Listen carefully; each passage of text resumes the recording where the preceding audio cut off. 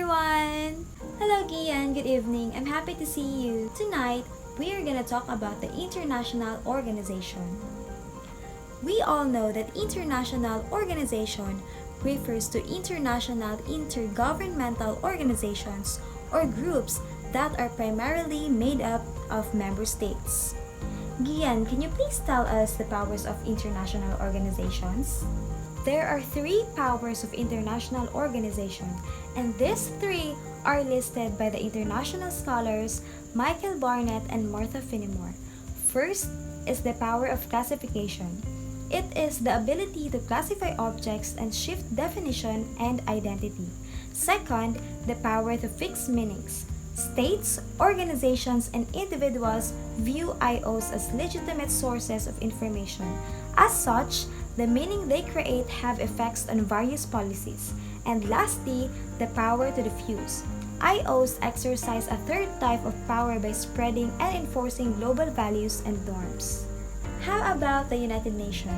Do you know what are the 5 organs of United Nations? The first one is the General Assembly, the main deliberative policy-making and representative organ of the United Nations comprised of all member states. The second one is the Security Council, has primarily responsibility under the UN Charter to maintain international peace and security.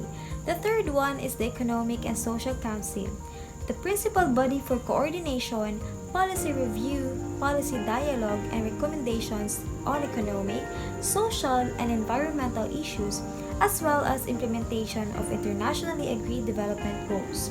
The fourth one is the International Court of Justice. It is the UN's main judicial organ.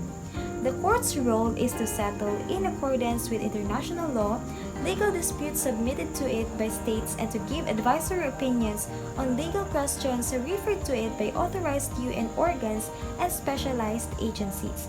And the last one is the Secretariat. It's made up of international staff members working at UN headquarters. They are responsible for servicing the other organs of the UN and administering the programs and policies laid down by them. So now, let's proceed to state regionalism and non-state regionalism. State regionalism is an international organization in the region whose members are represented by states. Non-state regionalism, on the other hand, is an international organization in the region whose members are common people or philanthropists and not directly connected to the states. Can you please differentiate the state regionalism and non-state regionalism? State regionalism is the coordination of countries and a general phenomenon or may refer to a formal project, policy, or scheme promoted by regional states, and the term actually encompasses a broader area. However, non-state regionalism are individuals or organizations that have powerful economic, political, or social power and are able to influence at a national and sometimes international level while not belonging to or ally themselves to any particular country or state. There are 4 organizations, the NATO, OPEC, NAM, and ASEAN. Can you discuss what are these 4 organizations? NATO, or North Atlantic Treaty Organization, was created in 1949 by the United States, Canada, and several Western European nations to provide collective security against the Soviet Union. OPEC, or Organization of the Petroleum Exporting Countries, was founded in 1960 to coordinate the petroleum policies of its members and to provide member states with technical and economic aid. NAM, or Non-Aligned Movement, was formed during Cold War, an organization of states that did not seek to formally align themselves with either the United States or Soviet Union.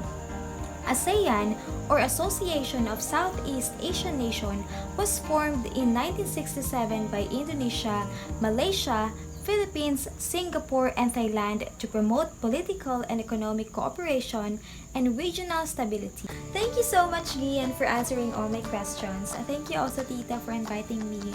I'm so honored to be part of your show tonight. And that's it for tonight with Girl Abunda.